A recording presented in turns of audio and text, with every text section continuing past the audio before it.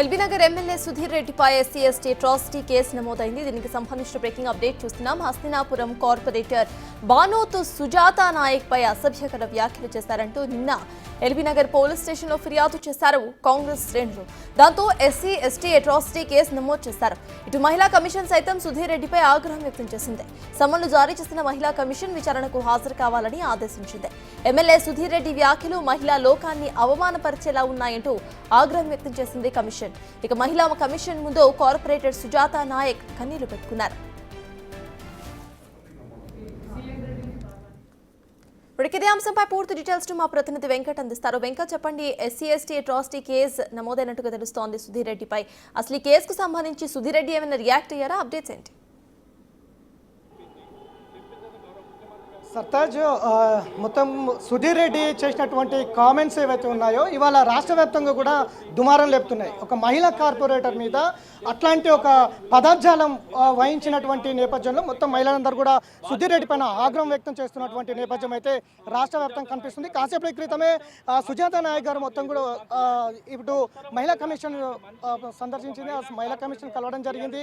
అక్కడ సుధీర్ రెడ్డి పైన కూడా కంప్లైంట్ రైజ్ చేయడం జరిగింది. ప్రస్తుతం ఇక్కడ పార్క్ ఏదైతే అమరవీరుల స్థూపం దగ్గర కూడా ఆమె వచ్చారు, కంట తడి పెట్టుకుంటున్నటువంటి నేపథ్యం ఉంది. ఇట్లాంటి మాటలు, ఇట్లాంటి మహిళల మీద ఇట్లాంటి మాటలు రావడం దురదృష్టకరం అంటూ కూడా ఆమె ఆవేదన వ్యక్తం చేస్తున్నటువంటి నేపథ్యం అయితే చాలా స్పష్టంగా ఉంది. అమరవీరుల స్థూపం దగ్గర వచ్చారు, సుజాత నాయక్ గారు మనతో ఉన్నారు. అసలు ఏం జరిగింది, ఎక్కడ, ఎందుకు అలా మాట్లాడవలసి వచ్చింది? సుధీర్ రెడ్డి అంటే ఏం చెప్తారు? సుధీర్ రెడ్డి గారు ఆయన నోటికి అద్దు పదుపు లేదండి. ఒక మహిళకి గౌరవించేది అస్సలు లేదు. ఎందుకంటే ఆయన ఒక తల్లి కడుపులో పుట్టి ఉంటే ఇవాళ ఒక మహిళ, సాటి మహిళకి ఇలాంటి మాటలతోని హింసించరు. ఆయన కొట్లాడాలనుకుంటే ఆయనతో ఉన్న కార్పొరేటర్లతోని, ఎమ్మెల్యేలతోని ఢీ కొట్లాడాలి. కానీ నేను ఒక గిరిజన మహిళ, నేను ఒక ఎస్టీ మహిళని, నన్ను హనీమూన్ చేస్తున్నది అనే విషయం ఏంటి అనేది నాకు అర్థం కావట్లేదండి. ఇప్పుడు ఆయన ఇంతమంది తెలంగాణలో ఇంతమంది మహిళలు ఉంటే వాళ్ళకి ఏం సమాజంలో ఏం మెసేజ్ పోయింది? ఒక మహిళకి గౌరవం లేదు, ఒక మహిళలకి స్వాతంత్రంగా బతకడం లేదు.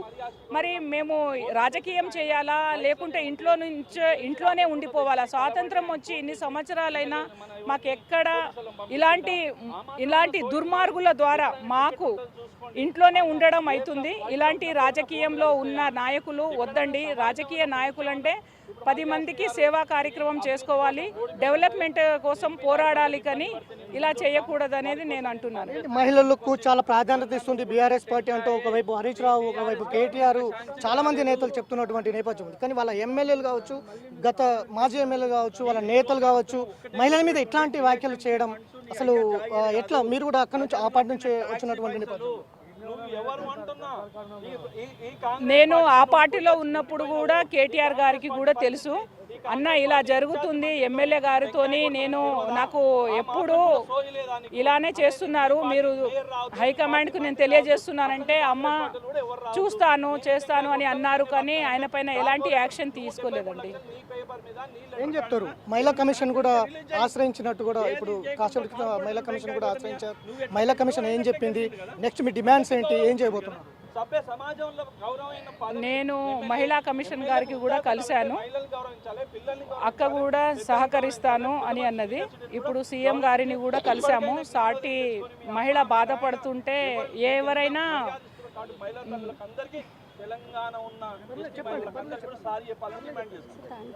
చెప్పండి, ఎందుకంటే ఇట్లాంటి వ్యాఖ్యలు చేయడం నిజంగా దురదృష్టకరం మహిళల మీద.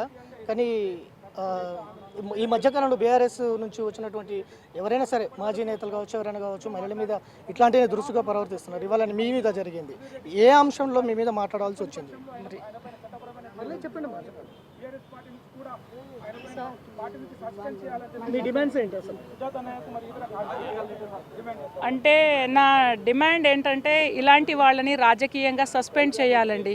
ఇలాంటి వ్యక్తి సుధీర్ రెడ్డి లాంటి నీచమైన రాజకీయ వ్యక్తులని సస్పెండ్ చేసేయాలి, లేకుంటే మాలాంటి మహిళలకి స్వాతంత్రం లేకుండా పోతుంది. సో ఇది కొంచెం చెప్పడానికి కూడా ఇబ్బంది పడుతూ ఉంది. ప్రస్తుతం రాష్ట్ర వ్యాప్తంగా కూడా మహిళలందరూ కూడా చాలా ఆగ్రహం వ్యక్తం చేస్తున్నటువంటి అంశం ఇది. ప్రస్తుతం మనతో మహిళలు ఉన్నారు చాలామంది. మేడం, ఈ వ్యాఖ్యలను ఎట్లా చూస్తారు? సుధీర్ రెడ్డి చేసినటువంటి వ్యాఖ్యల్ని ఇవాళ రాష్ట్ర వ్యాప్తంగా కూడా మహిళలు వ్యతిరేకిస్తున్నటువంటి నేపథ్యం చాలా స్పష్టంగా ఉంది.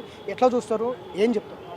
చాలా సిగ్గుచేటు అనిపిస్తూ ఉంది. ఎందుకనంటే నిన్న జరిగిన సంఘటన ఏదైతే ఉందో, దేవిరెడ్డి సుధీర్ రెడ్డి గారు, ఎల్బీ నగర్ ఎమ్మెల్యే గారు, మరి తన నియోజకవర్గంలోని కార్పొరేటర్ బానోతు సుజాత నాయక్ గారు, మరి ఈమె గిరిజన ఆడబిడ్డ, మరి ఆ ఆడబిడ్డను మరి ఎంత వరస్ట్ లాంగ్వేజ్ తోటి మరి 15-16 ఛానళ్ళ ముందర కించపరుస్తూ మాట్లాడిన మాటలు నిజంగా చాలా సిగ్గుచేట. మరి ఆడోళ్ళు ఓట్లేస్తేనే, మహిళలందరూ ఓట్లేస్తేనే ఈరోజు శాసనసభ్యుడిగా ఎన్నికైన సుధీర్ రెడ్డి గారు ఒక సైడు ఉమెన్స్ డే సెలబ్రేషన్, ఒక సైడ్ చూస్తుంటే కార్పొరేటర్ని ఇది కరెక్ట్ పద్ధతి కాదు. గిరిజన ఆడబిడ్డని నిజంగా ఈ విధమైన మాటలు మాట్లాడి ఆమె కంటతడి పెట్టి నిన్నటి నుంచి ఇవాళ వరకు నోట్లో మంచినీళ్ళు కూడా పోయలేని పరిస్థితి, ఇంటి లాదులు ఓదారుస్తున్నా కూడా తనకి ఎంతో అవమానం. ఇట్లాంటి మాటల వల్ల తమ మెటర్నల్ కానీ అదేవిధంగా సభ్య సమాజంలో తన బయటకు వెళ్ళలేని పరిస్థితి తీసుకొని వచ్చిండని ఈ సందర్భంగా తెలియజేస్తున్నా. సో ఇట్లాంటి సంఘటనలు పునరావృతం కాకుండా మేము మహిళా కమిషన్ని అప్రోచ్ కావడం జరిగింది. మరి మహిళా కమిషన్ చైర్పర్సన్ మరి నేరెళ్ల శారద గారు స్పందిస్తూ ఖచ్చితంగా వెంటనే యాక్షన్ తీసుకుంటాను, చెల్లె నువ్వు భయపడకు, బాధపడకు, ఇది నా చేతిలో పని అని చెప్పి వెంటనే తను యాక్షన్ తీసుకుంది. కేసు కూడా ఫైల్ చేయడం జరిగింది. మరి అక్కడి నుంచి మన గౌరవ ముఖ్యమంత్రి గారు తెలంగాణ రాష్ట్రంలో మహిళలకు పెద్దపీట వేస్తున్న ప్రభుత్వం కాంగ్రెస్ ప్రభుత్వం. మరి కాంగ్రెస్ ప్రభుత్వం వచ్చిన వెంటనే మరి మహిళలకు ఫ్రీ బస్సు అయితేనేముంది, గృహజ్యోతి అయితేనేముంది, గృహలక్ష్మి అయితేనేముంది, పెట్రోల్ బంక్ అయితేనేముంది, ఆర్టీసీ బస్సు ఓనర్లను కూడా మహిళలను చేయాలి, మహిళలను అన్ని రంగాల్లో ముందరికి తీసుకురావాలని పెద్దపీట వేస్తున్న ప్రభుత్వంలో ఈరోజు స్థానికంగా రూలింగ్ కార్పొరేటర్ పైన ఇలాంటి అవాంఛనీయమైన సంఘటనలు జరగడం చాలా దురదృష్టకరం. ఖచ్చితంగా మేమందరం కూడా మీ వెంట ఉంటాము. కేసు అనేది ఫైల్ చేస్తూ ఉన్నాము, ఆల్రెడీ ఫైల్ అయింది, టీవీలలో వస్తుంది. నీ వంట మేము ఉన్నాను, చెల్లె బాధపడకొని రేవంత్ రెడ్డి గారు ఓదార్చిన సందర్భం కూడా చూసినాం. సో ఉన్న మహిళలందరూ చేయబోతున్నారు. మహిళా కాంగ్రెస్ మహిళగా కావచ్చు, ఒక మహిళకు అట్లాంటి వ్యాఖ్యలు చేసినటువంటి సందర్భంలో ఏం చేయబోతున్నారు, ఎట్లాంటి డిమాండ్స్ చేయబోతున్నారు? ఖచ్చితంగా ఇట్లాంటి ఎమ్మెల్యేలు మహిళలందరూ తలుచుకుంటేనే ఎమ్మెల్యేలుగా గెలుస్తారు. మరి ఎమ్మెల్యేలకు మరి ఈరోజు మహిళలు అనేది కానరాకుండా మరి ఒక లీడర్ని 70-80 వేల మంది ఎన్నుకున్న లీడర్కే మరి అవమానము జరుగుతూ ఉంటే మరి సాధారణ ప్రజలకు మీరు ఏం న్యాయం చేస్తారు సుధీర్ రెడ్డి గారు అని తెలియసా. సుదీర్ఘ రాజకీయ అనుభవం ఉంది, సుదీర్ఘకాలంగా రాజకీయంలో ఉన్నారు సుధీర్ రెడ్డి గారు. మీరు ఇట్లాంటి చేసిన మాటలు ఏవైతే ఉన్నాయో మనస్తాపానికి గురి చెందుతూ ఉన్నారు. గతంలో కూడా మరి బీఆర్ఎస్ పార్టీలో కూడా ఇదే విధమైన అవమానం తనకు జరిగింది. మరి ఇప్పుడు కూడా అదే ఖచ్చితంగా ఇట్లాంటి గౌరవప్రదమైన ప్లేస్లో ఉన్న ఎమ్మెల్యేలకు ఖచ్చితంగా పార్టీ నుంచి సస్పెండ్ చేయాలని మేము డిమాండ్ చేస్తూ ఉన్నాము. ఖచ్చితంగా యాక్షన్ తీసుకోకపోతే మరి హైదరాబాద్ జంట నగరాలు అదేవిధంగా గిరిజన సామాజిక సంఘాలు అన్నీ కూడా ముక్త కంఠంతో మరి ఆయనను గద్దెదించే వరకు కూడా పోరాటం చేస్తామని తెలియజేస్తా ఉన్నాం. జై తెలంగాణ, జై కాంగ్రెస్. మీరేం చెప్తారు ఇట్లా సుధీర్ రెడ్డి చేసినటువంటి వ్యాఖ్యలని ఎట్లా ఖండిస్తారు? ఆయన యొక్క వయసుకి ఆయన యొక్క పదవికి ఒక ఆలోచన అంటూ ఉండాలి. ఆ మనిషి ఒక స్త్రీని ఇంత విధంగా జనాభాలో 50% మంది స్త్రీలు ఉన్నారు. నువ్వు ఓట్లేసి ఈరోజు గెలిపించిన దానిలో కూడా కొన్ని వేల మంది స్త్రీలు ఉన్నారు. ఒక స్త్రీకి నువ్వు పక్క ఒక కార్పొరేటర్కే నువ్వు గౌరవించలేని మనిషివి, ఇక మిగిలిన స్త్రీలకు ఏం గౌరవం ఇస్తావు? సమాజానికి ఏమి మెసేజ్ ఇవ్వగలుగుతావు? ఆయన ఎమ్మెల్యేగా ఏం మెసేజ్ ఇస్తాడు? ఆయన రేపటి నాడు ఉన్న ఆ మహిళల దగ్గరికి ఎవరి దగ్గరికి వెళితే అదే మహిళలు చెప్పుతో కొడతారు ఆయన్ని. ఎందుకంటే ఒక మహిళని నువ్వు ఇంత కించపరుస్తున్నావు. గిరిజన మహిళ ఎంత కష్టాలు పడితే ఒక మహిళ ఈరోజు సమాజంలో బయటికి రాగలుగుతుంది, ఒక స్టేజ్కి ఎదగలుగుతుంది. ఒక కార్పొరేటర్ కాబట్టి ఎదగడానికి ఎంతో అవసరపడింది. ఆ తల్లి పిల్లలకి ఏం సమాధానం చెప్పుకుంటుంది? సొసైటీలో రేపటి తిరిగేటప్పుడు ఈయన మాట్లాడిన మాటల వల్ల ఎంత అవమానపడుతుంది, ఎంత మనక్షేపం గురవుతుంది మీరు చూస్తుంటారు. ఈ విధమైన చర్యలు అన్నవి ఆయన యొక్క పార్టీకి ఆయన యొక్క చేస్తున్న పదవికి కూడా ఏమాత్రం సమంజసం కావు. ఖచ్చితంగా ఆయన సుజాతకి ఆయన క్షమాపణ చెప్పాలి. ఆయన క్షమాపణ చెప్పేంత వరకు మా పోరాటం ఖచ్చితంగా కొనసాగుతుంది. మహిళా సంఘంలో వాళ్ళు ప్రతి ఒక్కళ్ళు కూడా అందరు మహిళలు పోరాటానికి సిద్ధంగా ఉన్నాం. వేల మంది మహిళలు వచ్చి నీ ఇంటి ముందర ధర్నా చేస్తామని సుధీర్ రెడ్డికి హెచ్చరిక జారీ చేస్తున్నాను నేను. సో ఇది రాజశేఖర్ ఖచ్చితంగా సుధీర్ రెడ్డి ఇంటి పైన ఖచ్చితంగా మహిళలందరూ కలిసి ఖచ్చితంగా ధర్నా చేస్తాము, న్యాయం జరిగేంత వరకు పోరాటం చేస్తామని అయితే మహిళలు అయితే చెప్తూ ఉన్నారు. GHMC floor leader Congress party Darpal Rajasekhar Reddy గారు ఏంటి ఈ సుధీర్ రెడ్డి చేసినటువంటి వ్యాఖ్యలను ఎట్లా చూస్తారు? ఇట్లాంటివి అసలు దేనికి సంకేతం అండి? నేను అదే అడుగుతున్నా. ఒక స్త్రీని ఈ విధంగా అంటే మీరు ఉమెన్స్ డేలు చేసి ఆ ముగ్గుల పోటీలు పెట్టి అవి చేసి ఏం లాభం అండి? ఏం లాభం చెప్పండి ఒక మాట. మీరు ఒక స్త్రీని గౌరవించే స్టైల్లో లేరు. ఒక స్త్రీని గౌరవించే స్టైల్లో లేనప్పుడు మీరు ఎట్లా అర్హులు అవుతారు ఉమెన్స్ డే సెలబ్రేట్ చేయడానికి? రీసెంట్గా ఉమెన్స్ డే సెలబ్రేట్ చేసినాం. ఏ విధంగా మీరు అర్హులండి ఉమెన్స్ డేకి చెప్పండి? ఎంత తప్పుగా మాట్లాడారు మీరు. మినిమం ఒక సారీ చెప్పే ఇది లేదండి మీకు? ఒకసారి ఎంతో ఇది చేస్తుంది కదా. ఈరోజు మేము రాజ్యాంగాన్ని నమ్ముకున్నామండి, పోలీస్ వ్యవస్థ పైన నమ్మకం ఉంది. మా తోటి సోదరి, నా తోటి జిహెచ్ఎంసీ కార్పొరేటర్గా నా బాధ్యత ఈరోజు. తను నిన్న బాధపడుతుంటే నాకు నిజంగా కూడా ఇబ్బంది అనిపించింది. ఈరోజు డీసీపీ ఆఫీస్ దగ్గర పోయినాం, నిన్న ఏసీపీ గారు కంప్లైంట్ చేసినాం. 24 అవర్స్ లోపట ప్రజాపాలనలో భాగంగా 24 అవర్స్ లోపట ఒక ఆడబిడ్డకు అన్యాయం జరిగితే ప్రభుత్వం ఇమీడియట్గా స్పందించింది. At the same time case register చేసింది.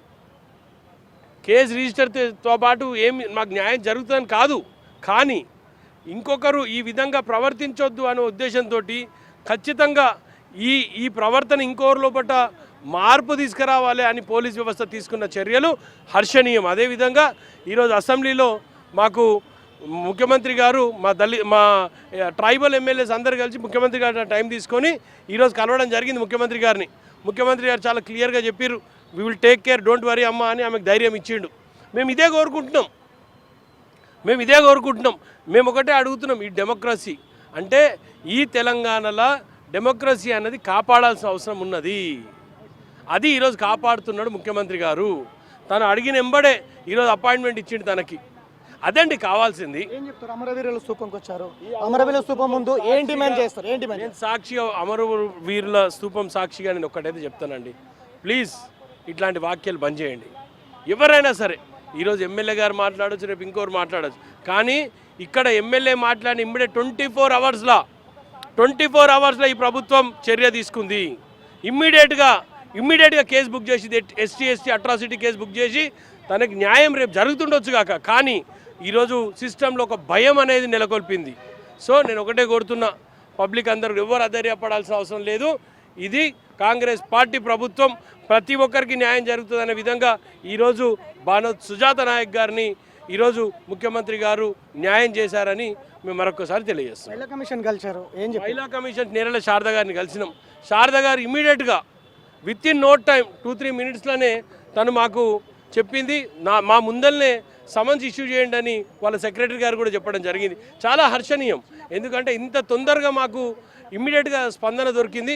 ఆమెను కూడా మరొకసారి మేము కృతజ్ఞతలు తెలియజేస్తూ, అదేవిధంగా రాష్ట్ర ప్రభుత్వానికి, నాతో పాటు నిన్న సుజాత నాయక్తో పాటు నిలబడ్డ ప్రతి ఒక్కరికి, మధువేషి గౌడ్ గారికి, మల్రెడ్డి రామరెడ్డి గారికి, వివిత భాస్కర్ యాదవ్ గారికి, మా వెంకటేశ్వర రెడ్డి మా కార్పొరేటర్ గారికి, వీళ్ళందరూ నాతో పాటు నిలిచిన క్యాడర్ అందరికీ కూడా మరొకసారి నేను ధన్యవాదాలు తెలియజేస్తున్నాను.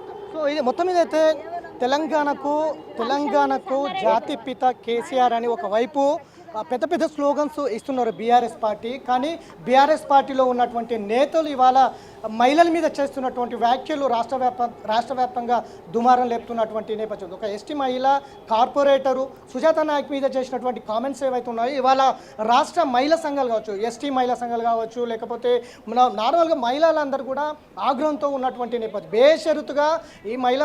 బేషరతుగా సుజాత నాయక్కు క్షమాపణలు చెప్పాలి, లేదంటే ఖచ్చితంగా శ్రీధర్ రెడ్డి ఇంటి ముందు కూర్చొని నిరసన తెలుపుతాం, పోరాటం చేస్తాం, ఖచ్చితంగా క్షమాపణలు చెప్పేంత వరకు. ఎందుకంటే ఎవరైనా కూడా మహిళల మీద గౌరవించాలి. ఒకవైపు బీఆర్ఎస్ నేతలు 10 ఏళ్ళు ఉద్యమాలు చేసినాం, తెలంగాణ సాధించుకున్నాం, చాలా చేసినామని చెప్పుకుంటున్నారు, కానీ మహిళలకు ఎక్కడ మీరు న్యాయం చేస్తున్నారు, గౌరవిస్తున్నారు అనేది ప్రధాన క్వశ్చన్ చేస్తున్నటువంటి నేపథ్యం అయితే ఖచ్చితంగా ఉంది.